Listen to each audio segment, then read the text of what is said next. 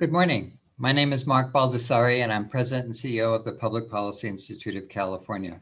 Thank you for joining us today. PPIC is pleased to present this virtual program with two exceptional California mayors to talk about the fiscal realities facing their cities and to learn how leaders are charting a path forward in this unprecedented time. This event is part of PPIC's 2020 Speaker Series on California's future. As a public charity, PPIC does not take or support positions on any ballot measure or legislation, nor does it support, endorse, or oppose any political parties or candidates for public office. We'd like to thank our sponsors for this series for their underwriting support. These organizations are listed on your screen and on our website. This series is also funded by the PPIC Donor Circle and the PPIC Corporate Circle, groups of individuals and organizations that provide generous support to PPIC. Please consider joining us as a sponsor or donor so that we may continue to make programs like today's possible. More information is available at ppic.org.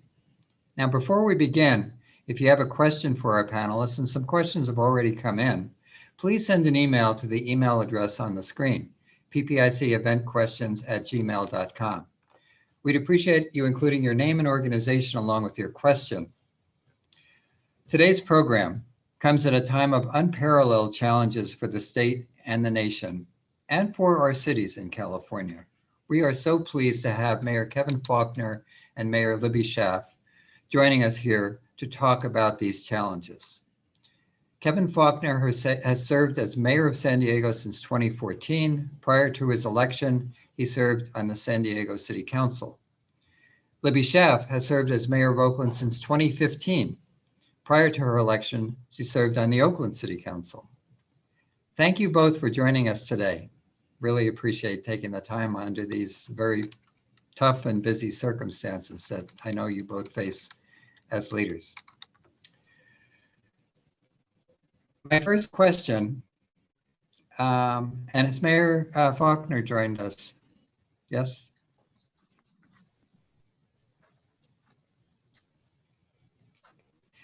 My first question, with local government revenues taking a major hit, how do you approach setting budget priorities, and what are the key choices you face over the next several months?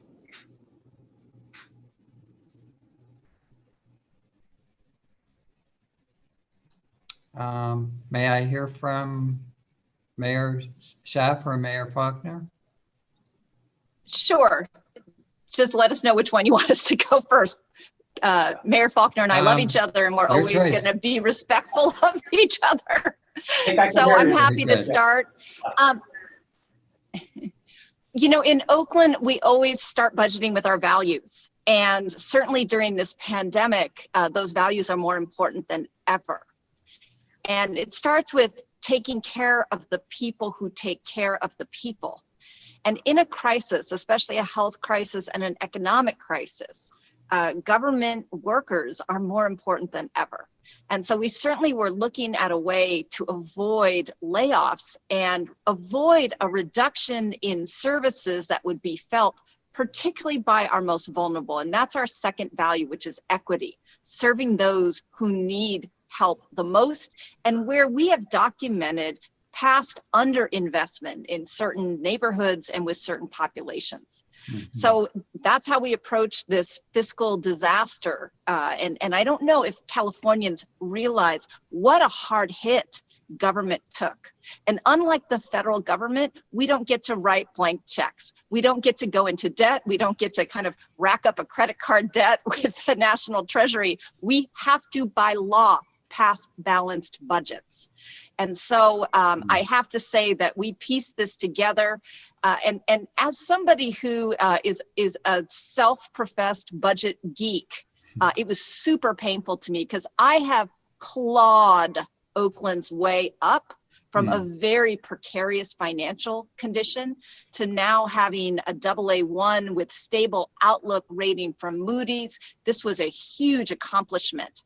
And because of this fiscal crisis, we've had to suspend many of the policies that got us there, like paying down negative fund balances, stopping contributions to our long-term unfunded retirement benefits, which is an unfunded liability.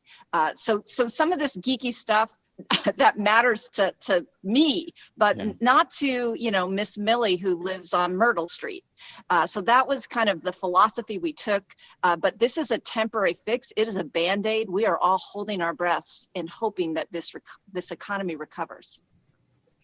Yeah, let me just add to what Libby said. The reality is it's affecting every single city, regardless of your size, big, small, medium, in California, Mark, unlike anything we've ever seen, in terms of almost overnight to see revenues drop this precipitously.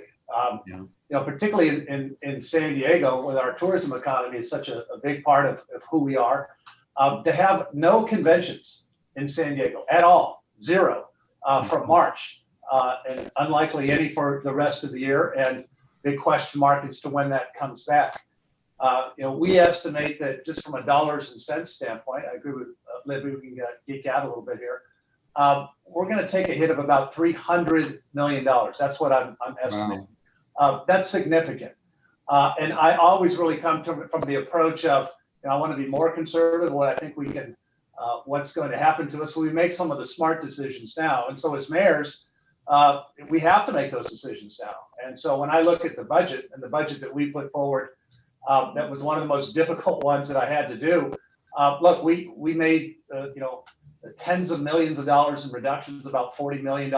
We did have some relief from CARES dollars, but it's really trying to say, how do I take some of those tough decisions now, not knowing when the economy is going to come back to the level that all of us want to see it come back in California, and at the same time, really helping those that need it most. And we've really made in San Diego a particular focus on small business relief.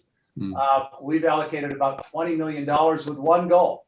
How do we keep our small businesses, and particularly those in communities that have been hit hardest the most economically, to keep that infrastructure alive, to keep the businesses going so employees have a business to come back to. Whether you're San Diego, LA, Oakland, Sacramento, our dollars and cents from our general fund comes from a strong economy. It comes from, and small businesses are the heart and soul of that. And so as mayors, we put a lot of focus in on ensuring that we can do everything we can, passing local ordinances, allowing folks to be outside on the sidewalks and the streets, for example, in restaurants, barbers and hair salons. And so it's really about making it easy. I've really slashed a lot of the permitting to do all of that in San Diego. And so it is something that all of us are keenly attuned to, because we have to make, as I said, some of those difficult decisions now to put us on firmer footing that allows us to, once we get on the other side of this, and we will, to be able to deliver those services that all of our residents expect and that they deserve. Thank you. Mayor Schaaf, Mayor Faulconer mentioned $300 million as a tax revenue loss. That just allowed us to get some perspective on what we're talking about. Is there a number out there for you that you can give us in terms of that you think about as, what the hurdle is now for the city of Oakland? And I know it's hard to say one number, but I can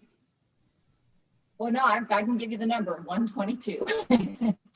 1.2. Back in May, I had to propose the annual budget that has to, by law, be adopted by the city council by the end of June. And I had to cut $122 million out of our budget. And I would guess that proportionately, that's probably similar to what San Diego faced.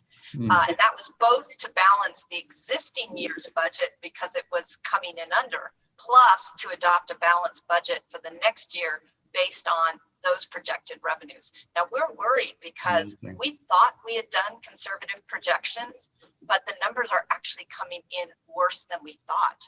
So we might have to do another adjustment. I will say I am so thankful that as council member, I established Oakland's first rainy day fund policy. And it was a big negotiation. It actually went down in flames the first time I brought it. But the compromise was it's actually a percentage of our real estate transfer tax, which is a very unpredictable tax. but Oakland has had some great years with regard to real estate transfer, especially very high value commercial real estate changing hands. Now, I wiped out that entire rainy day fund when I did my budget this year, wiped it out. So I'm so glad that I had it, because I refuse to go into our emergency reserves. I know Kevin feels the same way, even though we're in different parties. I think you'll find that he and I agree on a whole lot of things. But that rainy day fund that was based on these unusual revenues was a great financial tool, and boy, did we use it this year. Yeah, and you know, Mark, I just wanted to jump in with what Libby just said. I mean, all of us, you know, we all make our projections under the budget, and the budget that we adopted in June, and you know, here we are now in September. It's not getting better, and the reality is you have to keep updating that, because you want to be open, you want to be transparent, and in case in point, when you look at our hotel tax, our TOT tax revenue, which is the third largest source of dollars to the city in San Diego behind sales tax and property tax, that dropped another $48 million in terms of the projections. I thought we were being fairly conservative as well. And again, why, you know, we both know that our economy and our small businesses are so incredibly important, because that generates obviously the dollars and cents that we provide neighborhood services, whether it's our parks, our libraries, you know, paving the streets.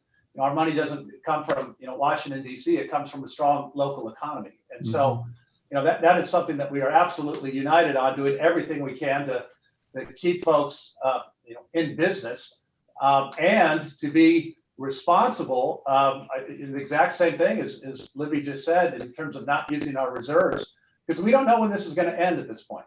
Yeah. And so we have to be upfront. We have to be realistic. We spend a lot of time communicating in terms of the public on what we can provide. And, you know, my priorities have really been about, you know, homelessness. That'll continue to be front and center, particularly during this pandemic, a particular focus on public safety. And so that is something that as mayors, as we prioritize all this, even when a shrinking revenue stream, it's up to us to really help, as I said, put those dollars and cents and those numbers out there, and to be able to communicate our priorities. Thank you.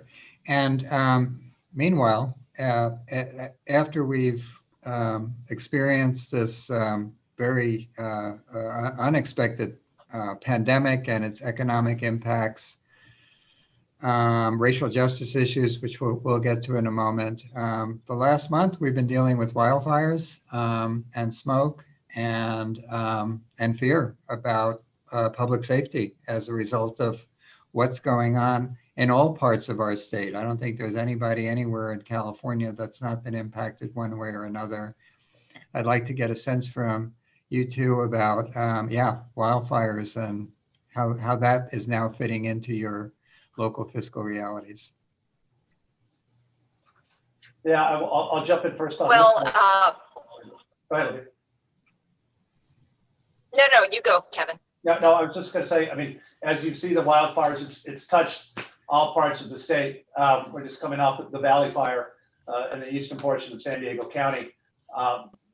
Cal Fire's done a remarkable job, and obviously with a lot of help and support from us locally. You know, something that I think all of us know as mayors, and I think all of us here as Californians know, that the fire season is year-round now. That is the reality. What's also the reality is we're hitting into the peak of that season now in September and October, particularly in Southern California, what the Santa Ana winds can do, how that can turn a small fire into a raging inferno too quickly. And so all of us are on extra guard, extra high alert. Again, I think back to those budgeting decisions to ensure that we're providing our men and women in our fire rescue department with the tools that they need to be successful. We just brought online 4 new brush rigs in the city of San Diego. We're a city of a lot of canyons, a lot of hillsides. Our ability to really respond to that immediately becomes critical. Just brought online, I should say, a new fire rescue helicopter, one of the biggest ones to help with our fleet. We had 2 others in terms of water drops. So it becomes important for us to invest those dollars. All of these things are not inexpensive. Yet at the same time, we know, because we have been through some devastating urban fires in San Diego with the Cedar Fire and the Witch Creek Fire, our best opportunity is to attack them immediately, right away, continuing to get public education out in terms of defensible spaces, being prepared, all of the things that you need to do as a homeowner. Again, and this is not just rural California. This is everywhere, because so many of our cities up and down the state, have canyons, have brush and other things. So it is an issue that the reality is that all of us deal with it all the time, and it will continue to be that issue for the foreseeable future. Mayor Schaaf? Well, and I'll just add, I'm not going to advocate, but I will educate. This is one of the reasons that as mayor, I truly want Prop 15 to pass. It will create desperately needed local governmental funding. And this wildfire threat is not going away. And when we look at just the last 5 years, the number of wildfires has just been monumental compared to the past. So this is an ongoing threat that we have to acknowledge, and we have to be more prepared to respond to. You've seen the statistics in the papers about how we are understaffed as a state with regard to firefighters. And that is one of the responsibilities of local government. So that is one factor that I hope people connect when they think about what kind of decisions they're going to be making in November. Yeah, thank you. And I'd like to turn to what Californians are describing today as the #1 issue, which is the pandemic. In our most recent survey, a slim majority said the worst is behind us, but 6 out of 10 say that they continue to be concerned about the possibility that somebody in their household could get sick, become hospitalized. And so from your vantage point, where do you think we are right now in terms of the pandemic?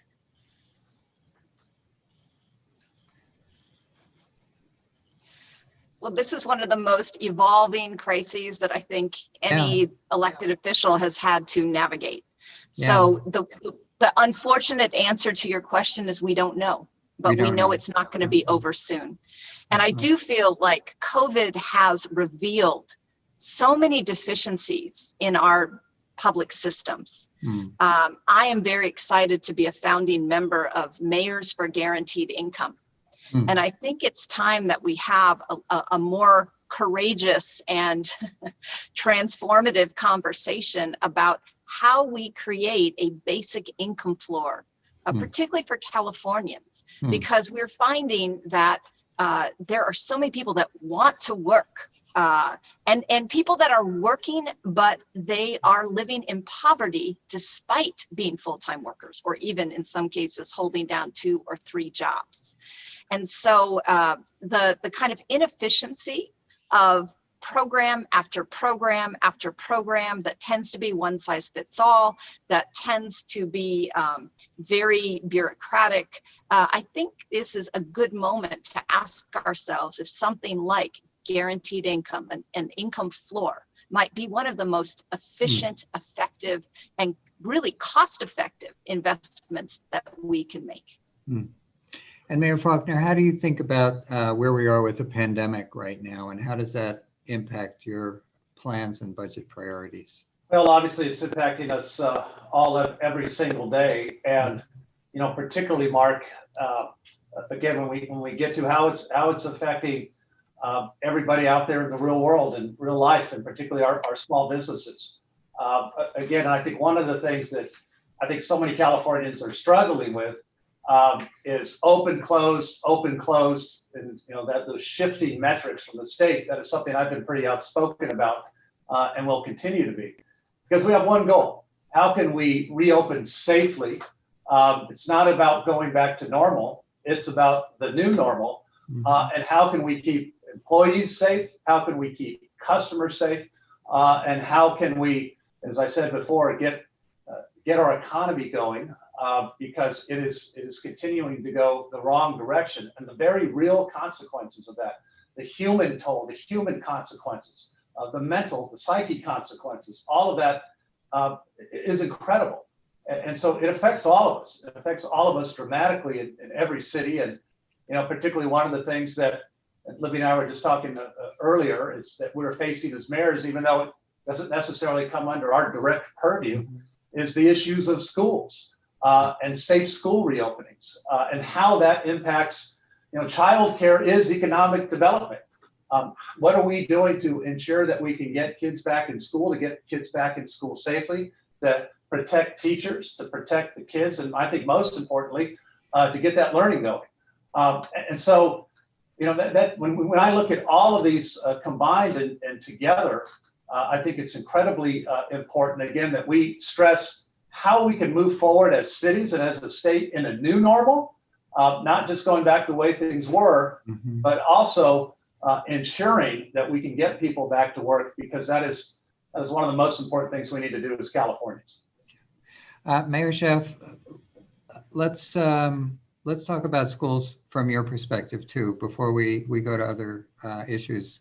Recognizing again that this is not something that's in the mayor's control, but the mayor's asked a lot of questions because it affects a lot of people. There are a lot of students who are asked to do social distance learning in their homes who don't have the means, the capabilities to do that. There are parents who are struggling with being full-time teachers and full-time workers. It's creating just unprecedented issues for residents around the state. Tell us about your city and what are we trying to do that might make it better for the students and better for the parents?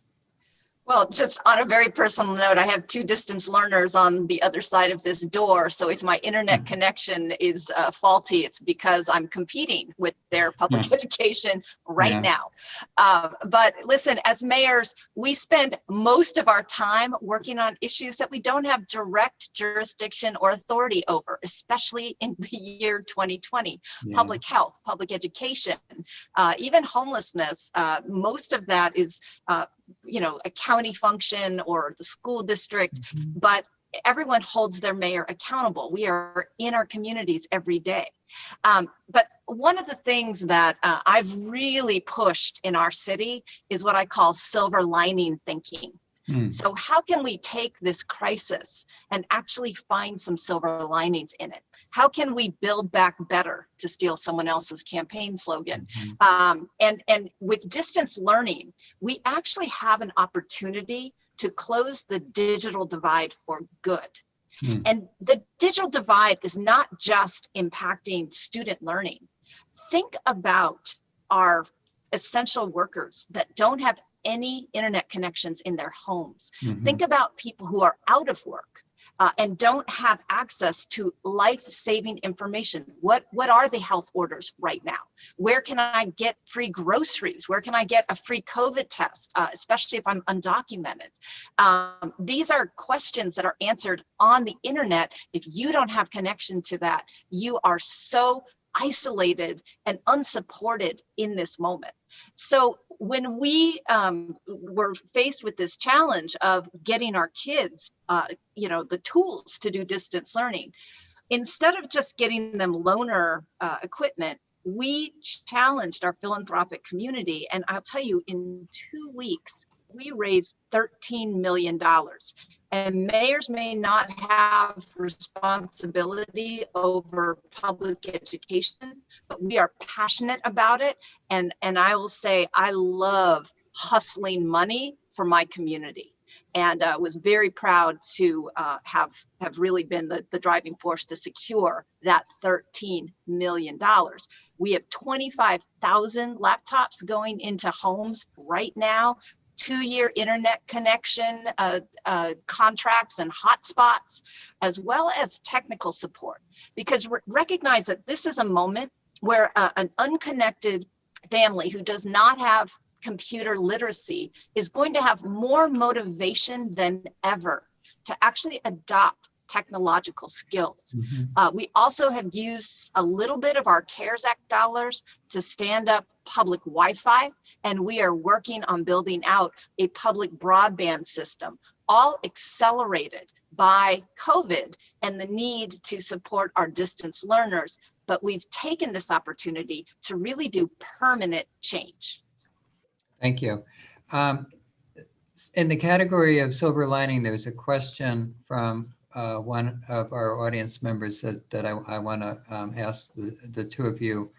Before I do that, I'll just remind everyone else, please send your questions to ppiceventquestions@gmail.com, and we'll try to get to as many as we possibly can.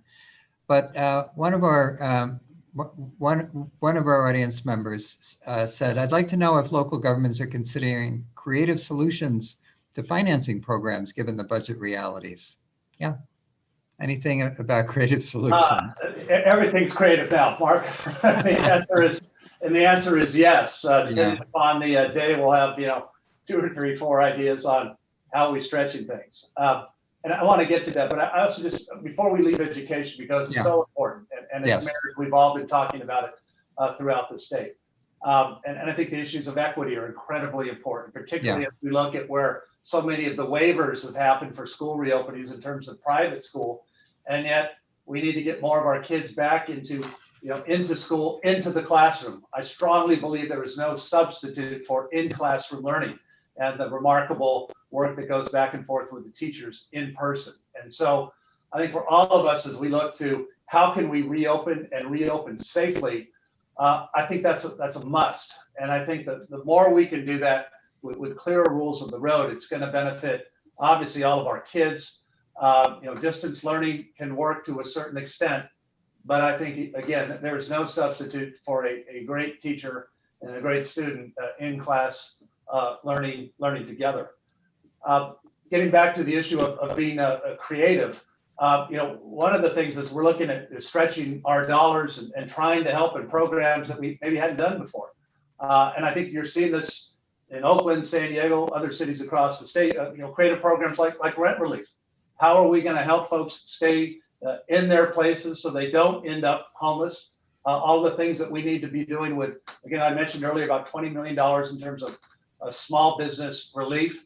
We've never jumped into that type of help and economic development before as a city. It really wasn't a part of what we do, but we have to. The times call for it. The situation calls for it. And so we've really tried to take the all hands on deck approach of doing things differently, being creative. I mentioned earlier, we're not unfortunately having any conventions in San Diego, but one of the things we did as soon as COVID-19 struck is we took all of the folks that were in our bridge shelters, these are our homeless bridge shelters, and we were very worried about social distancing because we have them have folks in a bunk bed setting. I opened up our San Diego Convention Center. And so every night we have about 1,200 men and women in there that are getting help, the support, and the services.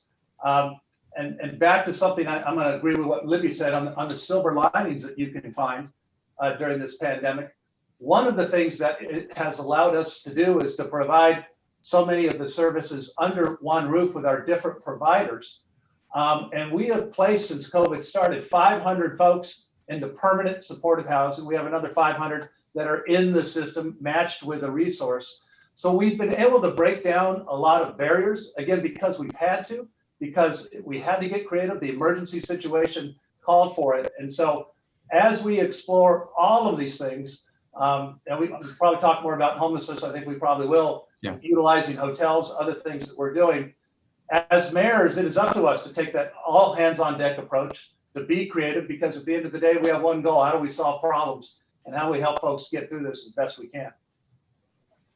Creative solutions. Yeah, and I'll add, I think our creativity has come with looking at the crisis response, things like FEMA reimbursement or state programs like Project Home Key, but being very intentional to use them in a way that's not just responding to the crisis, but will make a permanent impact. So for example, when we began leasing hotels to move vulnerable unsheltered people off of the streets and into socially distanced hotels, we were sure to choose hotels where we also secured an option to purchase. And so now that the state has made monies available to actually purchase these hotels, to make sure that they are permanent affordable housing for our unsheltered, so that we don't just have to kick them back out onto the street when the crisis is done. We're very glad that we had that forethought. Another creative thing that I know everyone thinks about in times like this are bond issues, going to our voters and asking them to participate.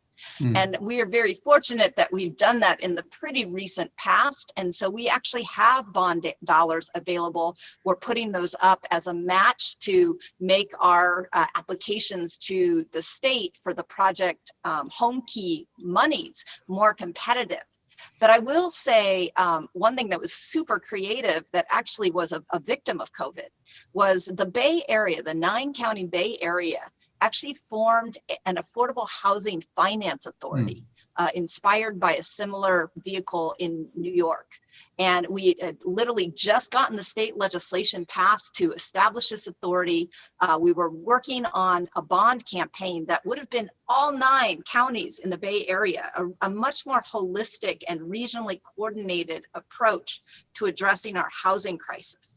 But when COVID hit, we did a poll and people were just they were not in a place where we felt like that campaign would succeed. People are so financially nervous that where Oakland's been extremely successful in the past. We have very generous voters in our city as far as issuing bonds and even parcel taxes. We have a couple that support homeless services.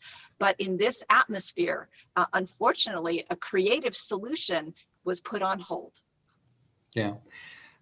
So when you think about the economy in your cities and how the economic rebound is going to take place, what do you think will be some of the areas of the economy that will be leading the rebound? And what are areas of the economy that you feel especially need help from city government? Well, I think they all need help. And I think that, again, the approach that I think we've really tried to take as mayors is how do we make it easier for you to survive? And literally, I use the word survive because as we've seen, particularly in the area of restaurants, hair salons, barbershops, what are the things that we can put in place that allow you to keep some semblance of business, allow you to employ folks to serve your customers under these very difficult circumstances. And so we've done a lot outdoors, obviously in San Diego, but our small businesses are the heart of our economy in every city. And so it's going to be important to keep them on track. And it's also, as I think as we come out of this, knock on wood for all cities in California, our ability to have our travel and tourism come back, our ability to have conventions come back to California. That's been a huge driver. So many cities up and down the coast. But that's incredibly important. And so we're all working on safe reopening plans for groups, safe reopening plans for businesses, because it's up to us, I think, to be able to demonstrate that, again, you can reopen, not go back to normal, but do it in a new normal that keeps people safe, particularly the employees and customers. And so, this is, I could talk at length about all the things we're trying to do and just really life science, so many other things that have really been on the forefront here in San Diego in terms of COVID, both therapeutics and on the vaccine front. So I view my job as to help everybody to hang in there and to get through this and to know that they have a city that's going to help them be successful and not put roadblocks in the way for them to help survive. And Mayor Schaaf. Well, and I agree with Kevin that we've got to build back better. We can't just recover to where we were. We're learning valuable lessons, and we've got to incorporate them in how we bring back these economies. I will highlight one thing that just gives me tremendous hope, and that has been our partnership in Oakland with the World Central Kitchen. And it's really a win-win-win. We have more than 200 local restaurants, and these are small, locally owned. I call them culture keepers because we kind of celebrate each other's cultures through our food. And so these restaurants, many of them owned by people of color and women, have been supported through FEMA funding to not only keep their suppliers in business, keep their workers working, but provide nutritious meals to those who are qualifying for meal delivery during the crisis. We have a senior, and this is another example of our valiant public servants that we have detailed as disaster service workers. We actually phoned thousands and thousands of Oaklanders who didn't know that they might qualify for home delivery of meals. We found a man named Jack who was 83 years old and blind, living by himself, and he had eaten nothing but peanut butter sandwiches for 3 months. Wow. He qualified for Great Plates, which is a FEMA program right now that recognizes that our vulnerable residents cannot afford to go out and grocery shop. It's too dangerous for them.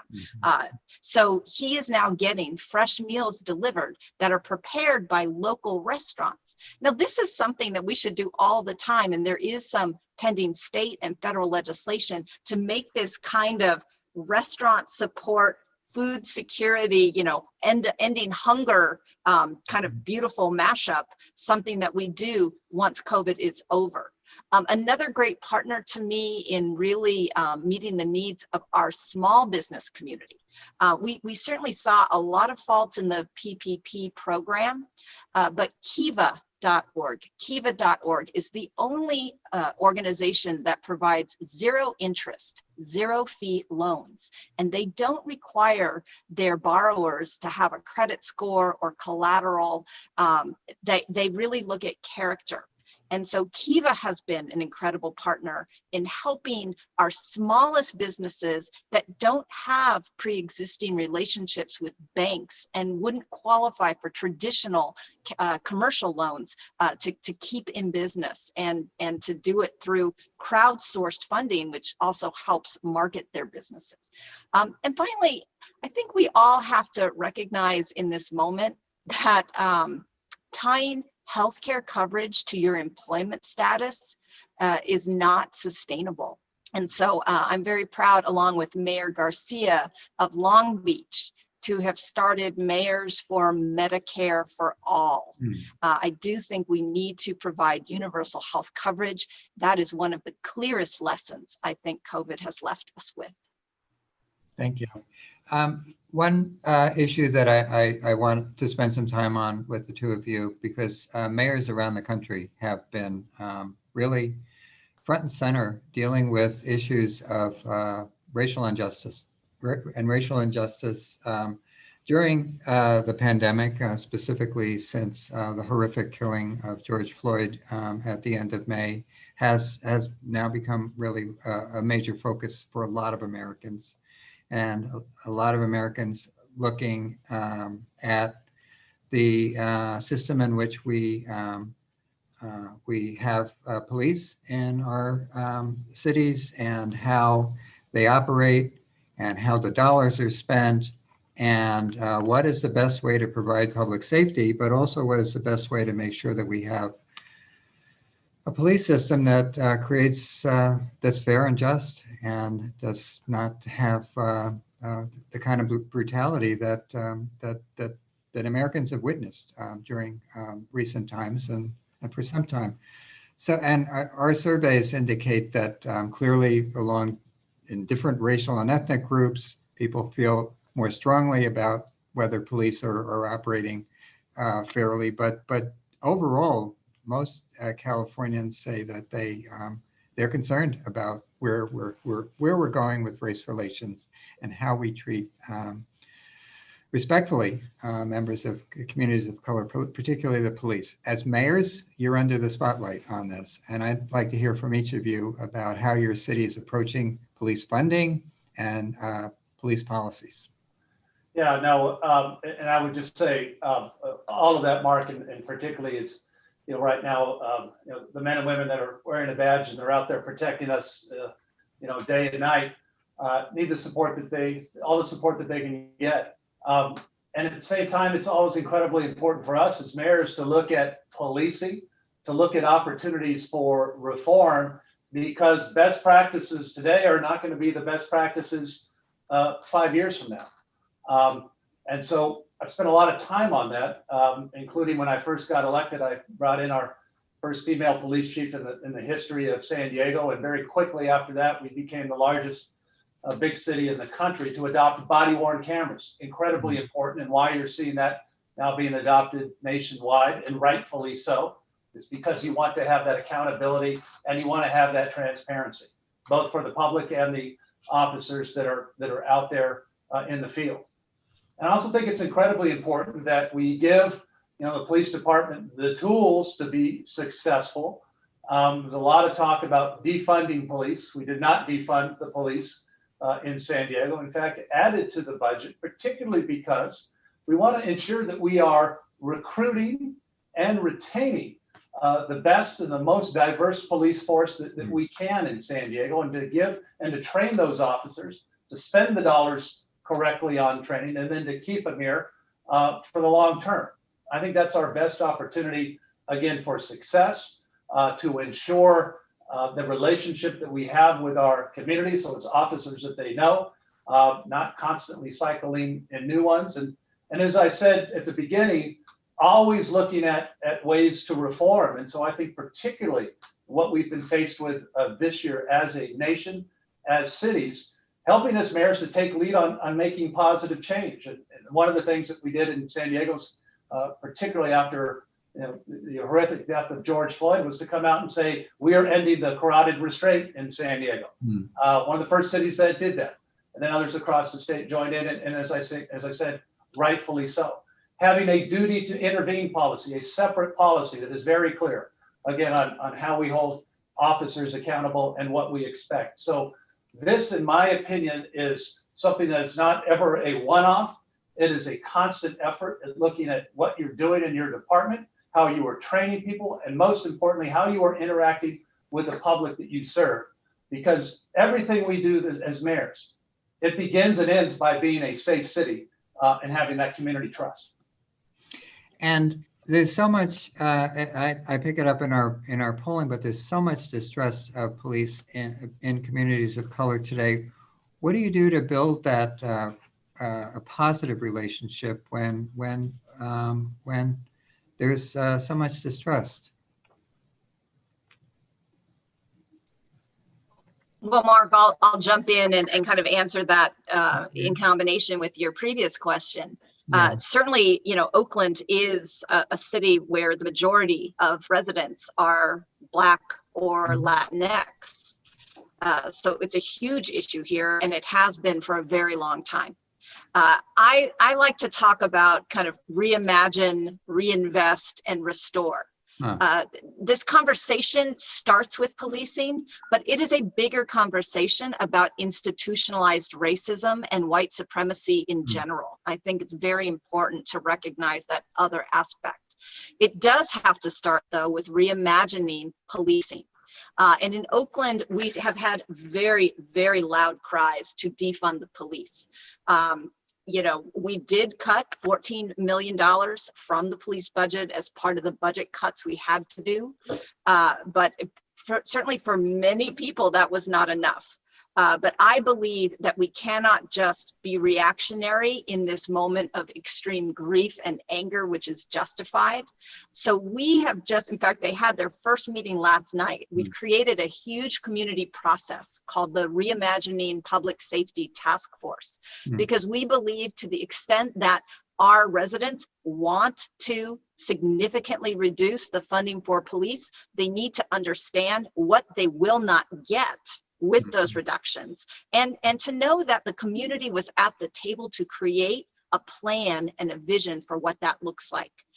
Second, we have been working deeply with social psychologist and MacArthur genius, Dr. Jennifer Eberhardt. And if you haven't read her book, Bias, I recommend it highly. And she talks a lot about her work with the Oakland Police Department to address subconscious or implicit bias, which everyone carries in their brains. The good news is you can train it out. And there are things that we have done in Oakland that have created huge reductions in our stops and searches, particularly of Black Oaklanders who have really felt over-policed, over-harassed by the traditional policing tactics. We also have re-examined our fines and fees. We are in the middle of that process, but we're asking ourselves, to what extent is there a real public safety issue? When someone has an expired tag or their back brake light is out, is there really a public safety issue, or are we criminalizing poverty? We've eliminated, for example, library fines. We should, what a terrible thing to find. Read that book, because we're recognizing that there is a real racial equity component to the one size fits all fees and fines that we have traditionally had in government. And then we know that our communities want us to reinvest in the conditions of safety, public education, housing security, economic security. Those are a part of this bigger conversation. And finally, restore Black, Indigenous, and people of color wealth. We have to recognize that whether it's redlining or exclusionary zoning laws, we have institutionalized racism in our governmental systems. We have to really restore ownership through, again, giving better access to capital for small business owners of color, making it easier for people to get and keep their homes as owners, thing that we really have very holistically and with a tremendous sense of urgency.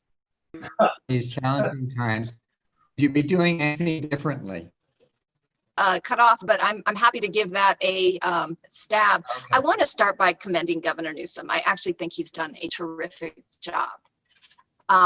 He is such a bright, creative, and energetic person. I am certain that managing all these crises was not what he had hoped his first couple years as governor would be like.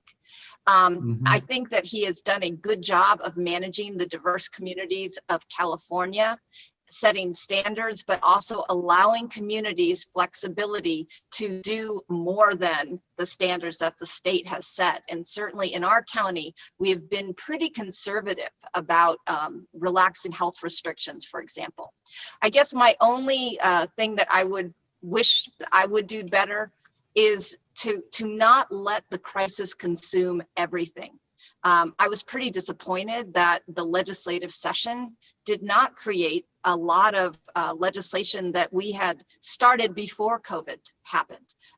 Things around creating a mandate to end homelessness was legislation that I was involved in creating. Things to make it easier to build housing to address our housing crisis died on the legislative floor.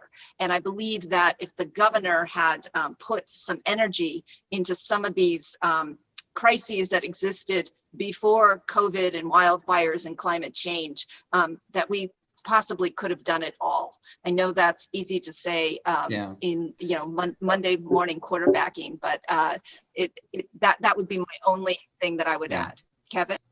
Can you hear me, Mark and Libby? Yes, I can hear you. I can't see you right now, but I wonder if you want to answer the question of, if you were the governor during these challenging times, would you be doing anything differently?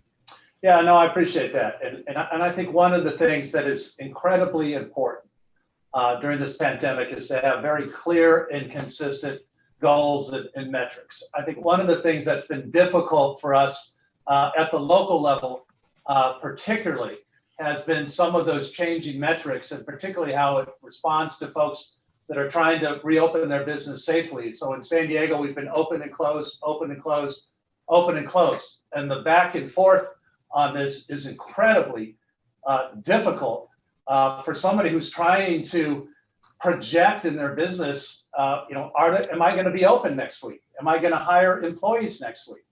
And so I think that it is incredibly important for all levels of government, and particularly at the state, that we very clearly communicate where we are, what those metrics are, and not move the goalposts, because that's what I think leads to frustration with folks. And look, it's a difficult thing that we're all going through.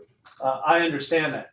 And I think it becomes incumbent upon all of us to be as clear as we can. And again, with metrics that are ones that make sense from a health standpoint, but also keeping in mind that it's incredibly important that we get people back to work safely.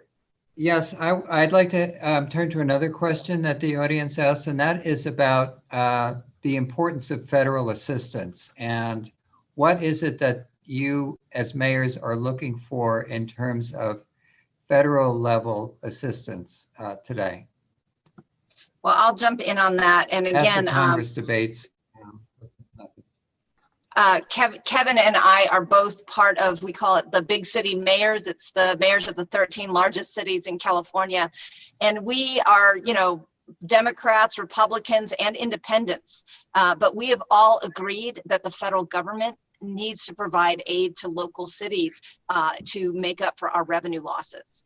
Many of us received CARES Act dollars, but the restrictions around those dollars are very specific to responding to COVID.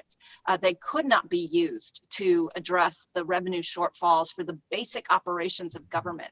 And just remember, you know, we are dealing with these wildfires, the air quality, the COVID, the pandemic, but we still got to pick up your garbage every morning. We still have to make sure the sewer system is working so that when you flush, it goes away. I mean, these are the unsexy realities, but you need your government to keep functioning. And we have never in the history of California seen these dramatic revenue drops in government. So we are united in asking the federal government to come to the aid of local cities to make up for that revenue loss. They are the only level of government that can do that. And Mayor Schaaf and hopefully Mayor Faulconer will be able to join us. Sorry for the. All right, I think I'm back. Can you hear me, Mark? Oh, good. Yes.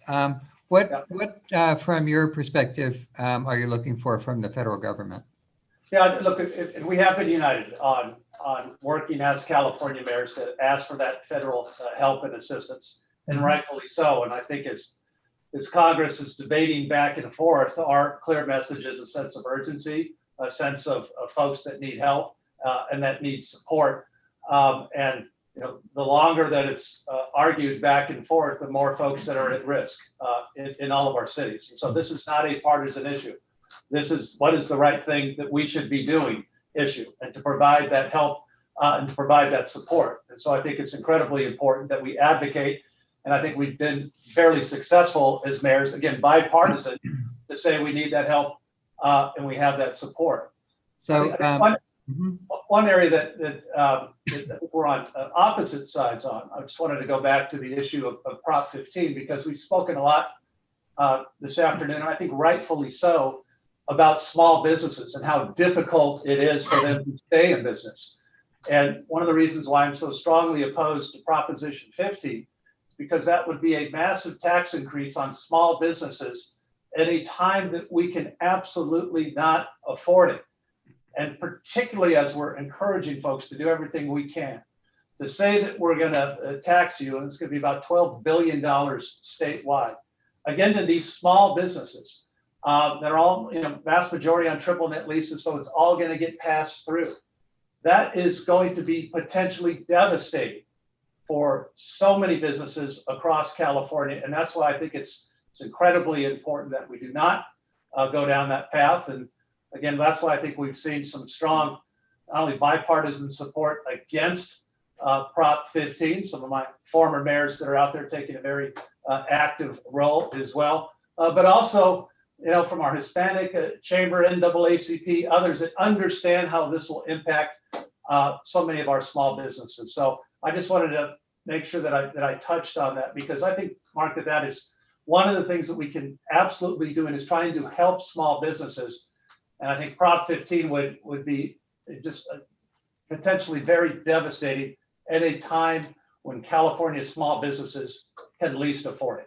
Well, I was going to ask you to address that, because we heard from Mayor Schaaf earlier, and one of the really unique aspects of the program we have today is we have a Republican and a Democrat, both mayors, working together with very different perspectives. And I'd like to just, give me a sense, because I talk to a lot of leaders around the state, Republicans and Democrats. How do mayors like yourselves with different political leanings and partisan stripes find your way to common ground on issues and Mark, it's because we are accountable to our people. We live in our communities. The sidewalk doesn't care whether you're Republican or Democrat. Like in fact, the mayor of Providence, I was on a panel with him yesterday. He said there's 3 political parties in America: Democrats, Republicans, and mayors. So we can't afford to engage in bickering because we are so answerable. We live in our communities. We go to the grocery store. Our kids go to school with everybody else's kids. Like, that's where we have to be. But I do want to just add, Governor Newsom recently endorsed Proposition 15 in part because of all the protections it affords small businesses. It exempts small business property ownership, and it has a whole different set of protections for large corporations that own property that is primarily leased to small businesses. So that's why Governor Newsom just endorsed Proposition 15, was because it actually does protect our small businesses. Well, we have a whole event next Wednesday on Prop 15, and I think I could have found the yes and no sides right here today. Libby and I will come back next month or next week. We'll join you. But I did want to ask you before. Mark, it's one of the few things we disagree on. We agree on. I did want to ask you before we. I just want to make sure, since Libby was throwing out endorsements, Mark, that I add that a former mayor of San Francisco, Willie Brown, and former mayor of Los Angeles, Antonio Villaraigosa, are also strong no on 15. So there you go. So as you go through this unprecedented year 2020, I'd like to get from you a sense of what gives you hope as you think about this year and the rest of this year. I'll tell you, I'm happy to jump in on that. I have a lot of hope, Mark, for a lot of reasons, but I think primarily what this has revealed is the spirit of who we are as Californians and how we face these type of crises together. And how it is incumbent upon us as mayors, I don't care what your partisan affiliation is, to provide that help and to provide that support. And we've seen it. And I think we've seen some people come through, and we're right in the middle of this. We're not on the other side of it, but really adapting, reacting, doing things differently. Who thought that we would see, all the things we're seeing in terms of small businesses out in parks, open space, in the middles of the streets. But adapting to that new normal. And I think one of the things that has been incredibly heartening to me is to see that sense of combined purpose, that we are all in this together, that it's important that we keep everyone safe, that we not be afraid to try new things in order to get through this together. So that spirit, I think, that is oftentimes uniquely Californian has been something that has been very great to see. Mayor Schaaf, what gives you hope? That's beautiful, Kevin. I agree with everything you said. And I'll add public servants. I do believe that government is our best collective selves. And I have seen our city workers just as heroes, whether it's our police officers and our firefighters out every day, even when this pandemic was starting and it was so frightening. There was so little we knew. They were out exposing themselves, risking their lives in a whole different way every day to serve. We've seen our planners. We created in 24 hours an online permit system to let our small businesses use the parking space and even in some cases close off streets so that we could move businesses outside so that they could reopen under health orders. We've shut off miles of streets in our residential neighborhoods to through traffic so neighbors can come out and see each other in a socially distanced way, but walk and bike and exercise safely away from our overcrowded parks. The creativity, the passion, the 24/7 work that your city workers, your public servants have been doing over this last year is heroic. Thank you. So what gives me hope, conversations like the one we just had today, which is, it's just been tremendous that we start actually before everyone else came on and joined us with, getting a sense of what your rapport is, what your common concerns are about schools. And we see areas of differences emerge around Prop 15 or other things, but you're able to put them aside and work on other things. Thank you so much for the work that you're doing. Exceptional leaders at an unprecedented time, and really appreciate the fact that you could spend an hour with us today and give us a sense of what it means to lead big cities like you do at a time like this. So for Mayor Faulconer, Mayor Schaaf, thank you so much and all the best, and take care of yourselves. I'd also like to thank our sponsors, and finally thank all of you for joining us online today. If you pre-registered for this event, you'll be receiving a survey later on, and please take a few moments to answer it and let us know how we did. As I mentioned earlier, we'll have a couple of virtual events coming up. The one I mentioned, September 23rd, we'll be discussing Prop 15. We'll hear from somebody from the yes side and the no side on the split roll property tax initiative. And October 6th, we will have a panel discussion leading national and state journalists about the 2020 election and what we might expect. Please check the PPIC website for more information. Thank you once again for joining us today, and please be safe and have a good afternoon. Thank you.